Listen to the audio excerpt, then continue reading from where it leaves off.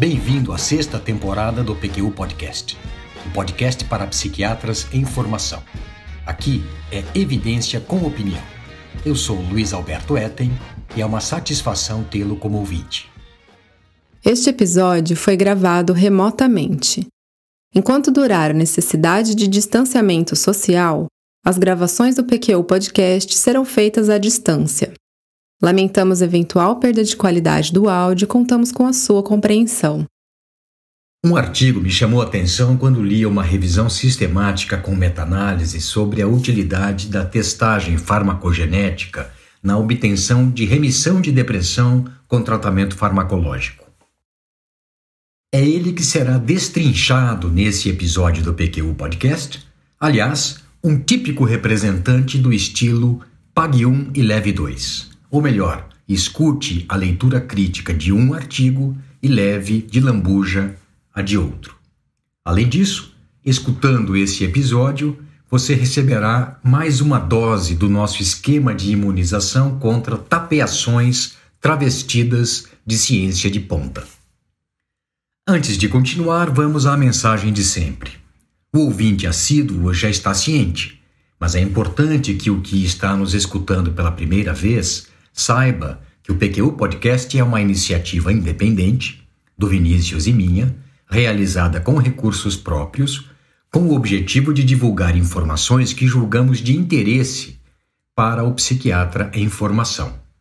Se gosta do PQU Podcast, do seu conteúdo e do formato que permite que você o ouça no trânsito, praticando sua atividade física ou quando está fazendo tarefas domésticas, fale dele para seus amigos e colegas. É dessa forma que vamos aumentar o seu alcance. Desde já, obrigado pela colaboração. O título do artigo que dissecarei criticamente é, em tradução livre, Aumento da remissão de depressão maior com o tratamento antidepressivo guiado pelo exame farmacogenético da via poligênica farmacocinética. O autor é Ajit Singh, psiquiatra australiano, filiado à Baycrest Biotechnology Pty Limited, situada em Victoria, na Austrália. O artigo foi publicado na Clinical Psychopharmacology and Neuroscience, publicação oficial do Colégio Coreano de Neuropsicofarmacologia, em 2015.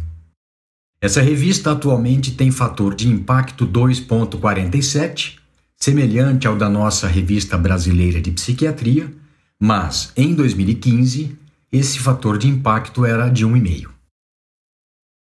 Pois bem, estamos então falando de um artigo que descreve um ensaio clínico feito por autor único, filiado a uma empresa privada e publicado em uma revista de expressão mediana.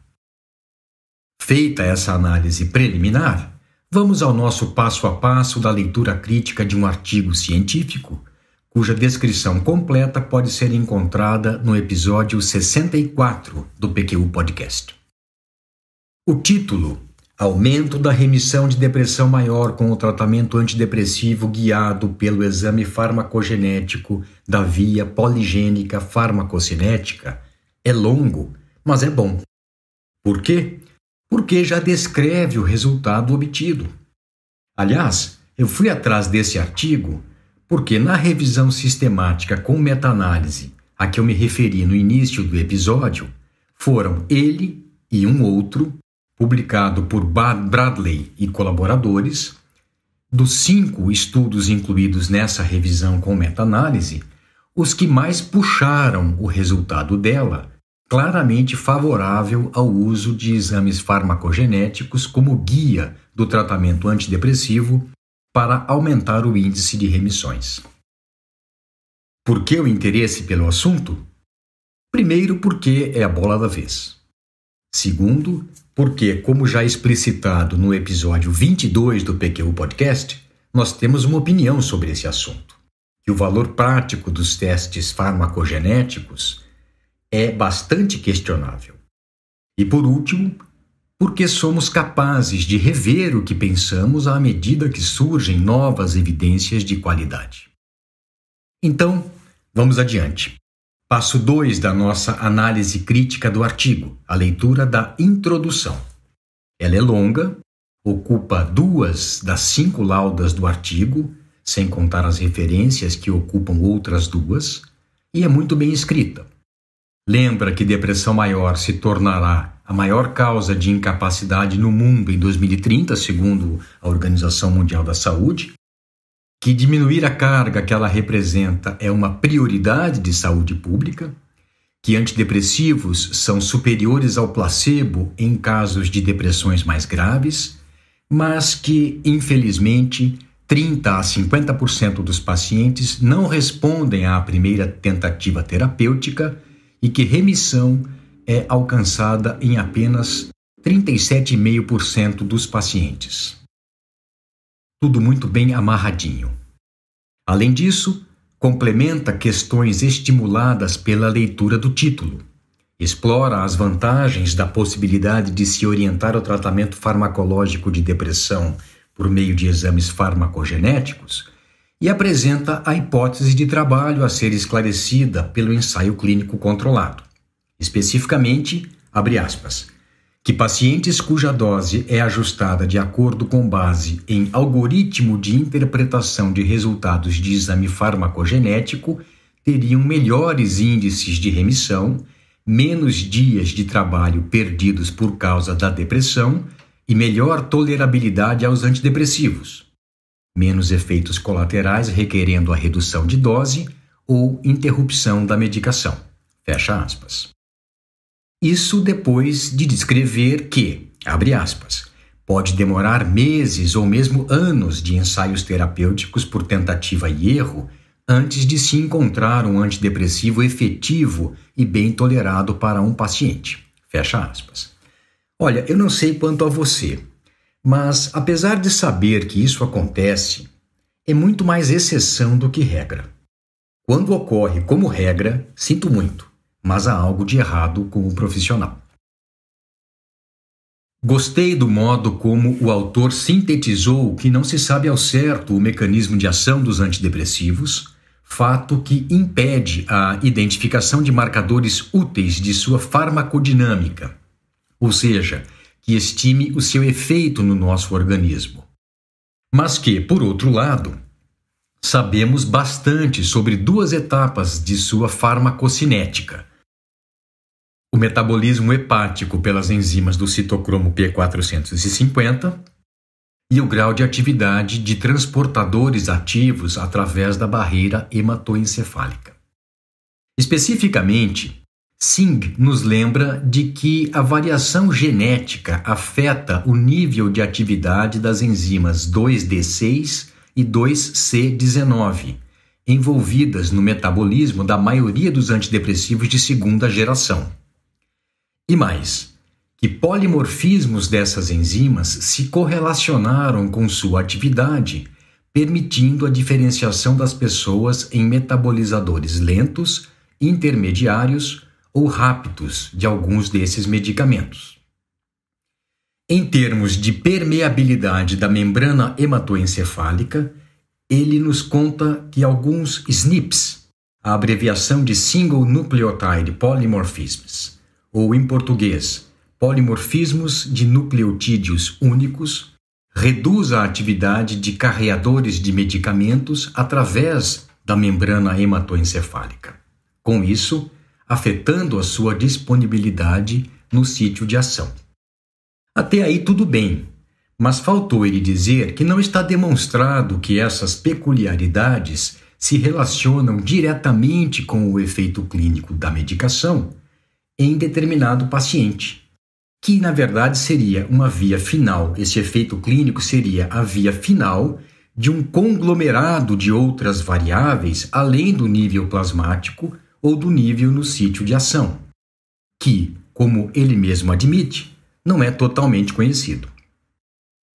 O autor finaliza afirmando que até aquele momento, abre aspas, somente um ensaio clínico prospectivo comparando o tratamento antidepressivo guiado e não guiado geneticamente havia sido conduzido, fecha aspas, e que esse estudo revelou Em 51 pacientes com depressão maior, tendência a melhores desfechos no grupo geneticamente guiado por aquele algoritmo de análise do teste genético. Terminada a introdução, pulemos para as conclusões, o passo 3 de nosso método de leitura crítica de um artigo científico. Se ainda estranha esse salto da introdução para as conclusões, saiba ou lembre-se de que elas estão indissociavelmente ligadas já na redação do artigo e por isso não devem ser separadas na hora de sua leitura. Sendo assim, deve-se objetivamente verificar se na conclusão são respondidas as questões e hipóteses levantadas durante a introdução. Pois bem, nesse artigo, a conclusão é o último parágrafo da discussão e é tão curto que pode ser transcrito textualmente. Abre aspas.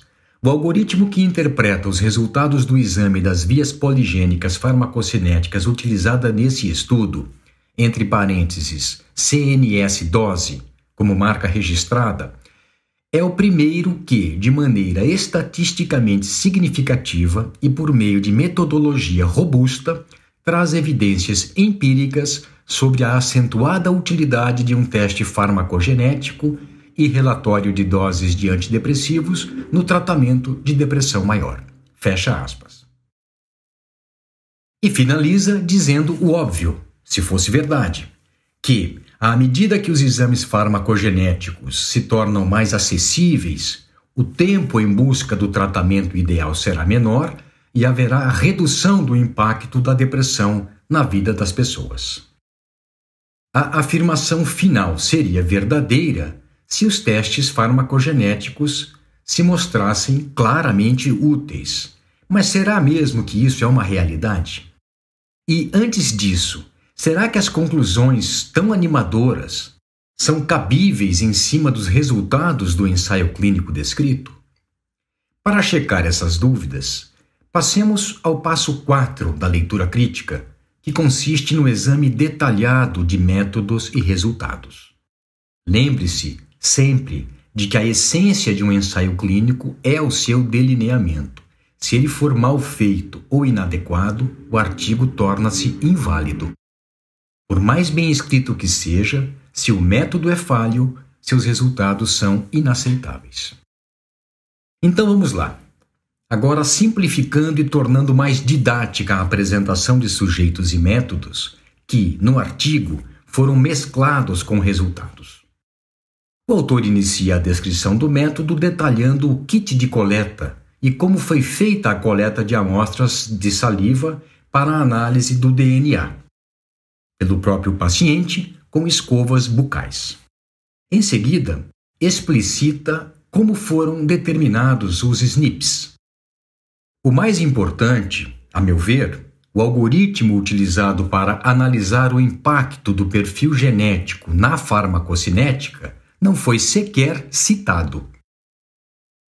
Os critérios de exclusão foram presença de outros diagnósticos psiquiátricos, dentre eles reação de ajustamento, psicoses, transtorno bipolar, abuso de drogas e transtornos de personalidade, gravidez ou aleitamento, insuficiência hepática ou renal, uso de indutores ou de inibidores de enzimas 2D6 e 2C19 do citocromo P450, uso de indutores ou inibidores do transportador de barreira hematoencefálica ABCB1, fumantes e pessoas que tinham por hábito tomar suco de grapefruit, que sabidamente influencia o efeito final de alguns medicamentos. Muito bem. De 174 pacientes caucasianos com depressão maior de acordo com o DSM-5, selecionados para participar desse estudo, 22 foram excluídos, 12 por comorbidades e 10 por não atingirem a pontuação mínima necessária da escala de Hamilton para a depressão de 17 itens, que era 18 o score. E 4 não completaram o protocolo.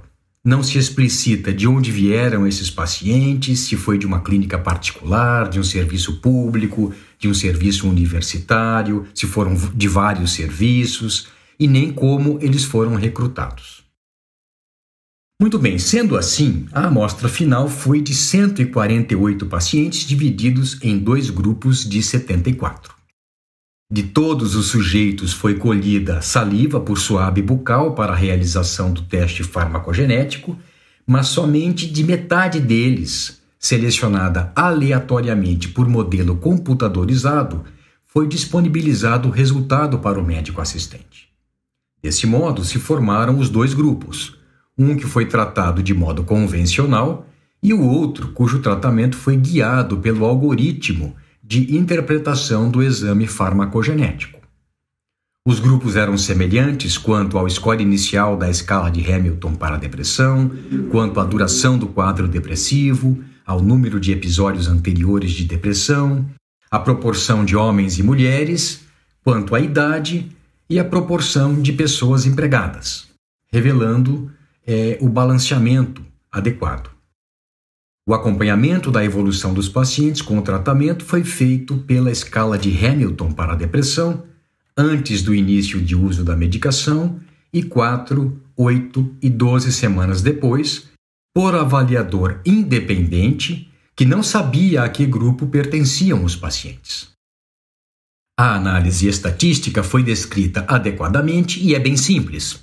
Basicamente, utilizaram-se teste T para comparação de médias e cálculo de razão de chance, com intervalo de confiança de 95%, e número necessário para genotipar, que expressaria quantas pessoas precisam fazer o teste farmacogenético em questão para que uma remita de depressão.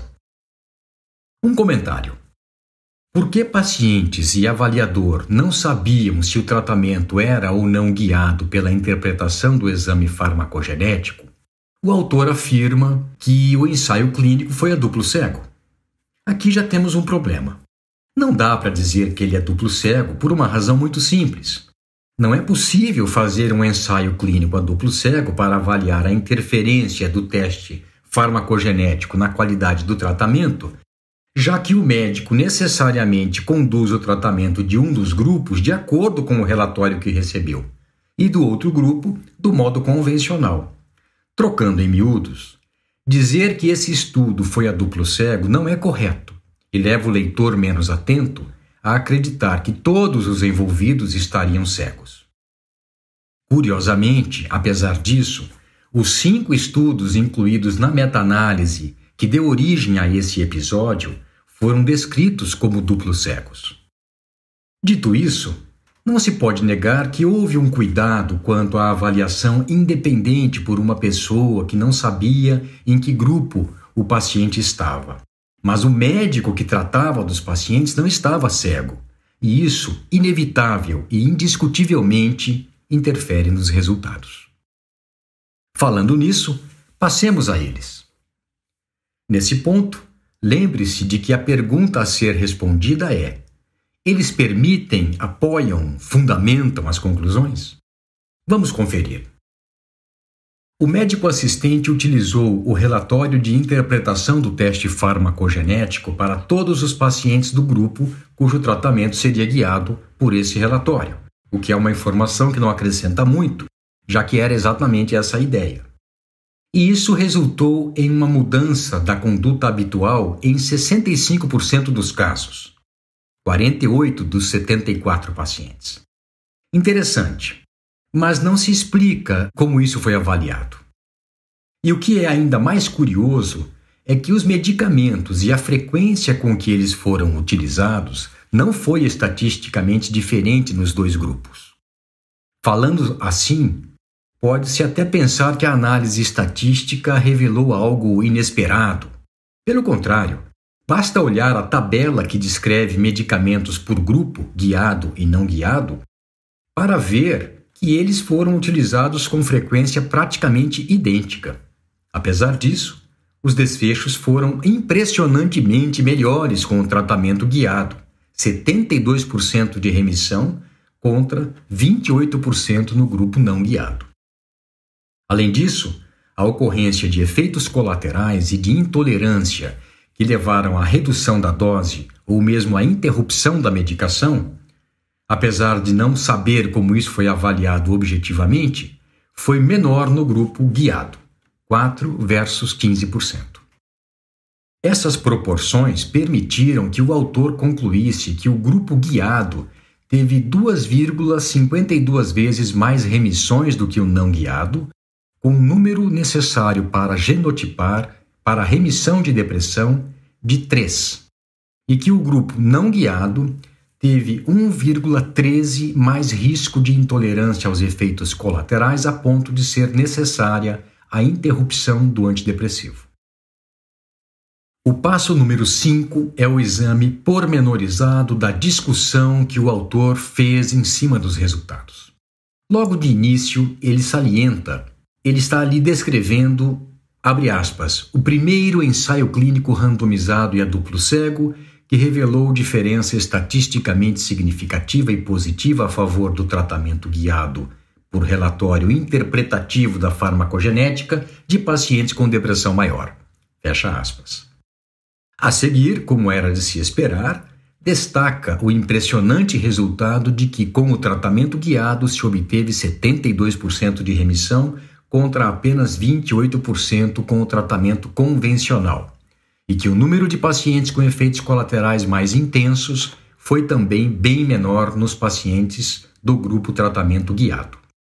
Na sequência, relata que ainda era bem recente a compreensão da participação da permeabilidade da barreira hematoencefálica relacionada com a atividade de transportadores de ambos os lados dela no efeito final dos medicamentos psicotrópicos, e que o algoritmo utilizado nesse estudo, CNS-dose, como marca registrada, citado pela primeira vez no artigo, levava em conta esse dado. A seguir, destaca outro ponto forte do estudo, que é o desenho duplo cego, que, como já vimos, não é verdadeiro.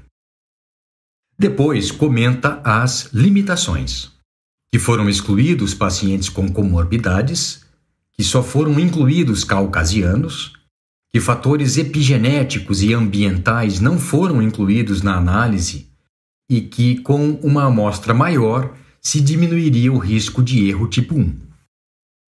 Por fim, o autor espera que esse estudo estimule outros, abre aspas, pois parece que os psiquiatras estão antecipando que prescrições guiadas geneticamente se tornarão o padrão de cuidado, fecha aspas, insinuando que seria isso o correto a fazer. As 3 tabelas incluídas no artigo auxiliam na compreensão de alguns dados e, pois bem, o meu resumo, o 6º passo da nossa leitura crítica. Temos aqui um artigo bem escrito, por alguém familiarizado com a linguagem a ser utilizada, que descreve ensaio clínico cuja metodologia é falha, tanto em termos de instrumentos de avaliação quanto de desenho, e cujos resultados, já comprometidos no nascimento, são bons demais para serem verdadeiros. A leitura crítica do abstract, do artigo, é o 7º passo do nosso método. Ele contém os dados destacados pelo autor no artigo e, lógico, o nome do algoritmo de análise que se mostrou tão útil. Quem se contentar somente com a leitura do abstract, achando que captará a essência do estudo, levará consigo informação equivocada. A lista de referências é bem completa, contém 69 artigos, não há declaração de conflito de interesses, nem de fontes pagadoras e nem agradecimentos. Eu fui atrás de saber quem é Ajit Singh. Ele é o fundador da empresa de biotecnologia que fabrica o algoritmo utilizado nesse estudo. O nome oficial é Baycrest Technology Pty Limited, que foi citado como sendo a sua filiação, mas o nome de guerra que aparece no mercado é CNS-dose. Além disso, ele detém patentes de método para fast track de escolha de antidepressivos, de uma fórmula para fortalecimento mental e de um composto à base de antioxidantes. Tudo bem, nada contra, mas não acha que, no mínimo, alguns desses dados deveriam ter sido explicitados? Ao fim e ao cabo, o que temos depois de tanto trabalho? Um artigo bem escrito, cujas premissas são falsas, não há ainda como correlacionar satisfatoriamente interpretações de perfis genéticos com predição de resposta clínica, que descreve ensaio clínico metodologicamente limitado, cujos resultados, bastante impressionantes, são pouco confiáveis, mas bem discutidos. Poderíamos parar por aqui, mas me diga uma coisa. Dá para confiar nos resultados de meta-análise que incluiu esse estudo sem maiores reservas? Dá? Tudo bem.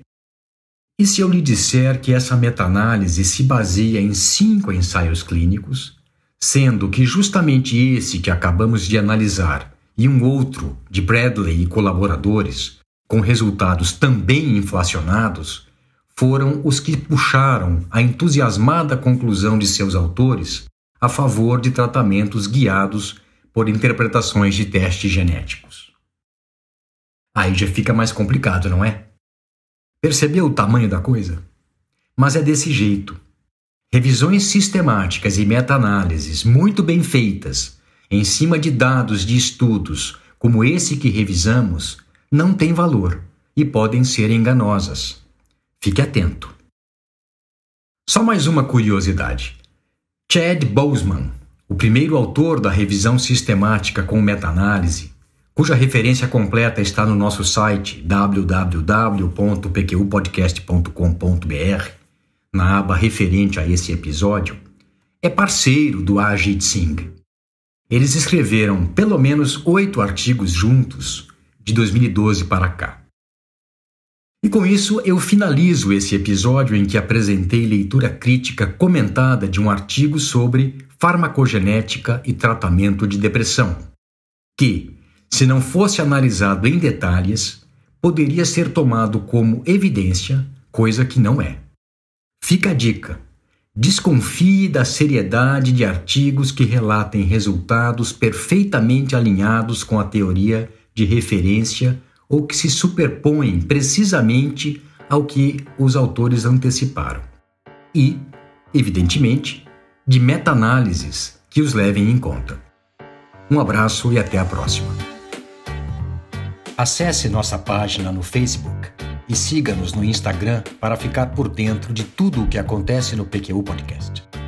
Confira em nosso site www.pqpodcast.com.br todos os episódios já publicados, com as respectivas referências, organizados por data, autor e sessão.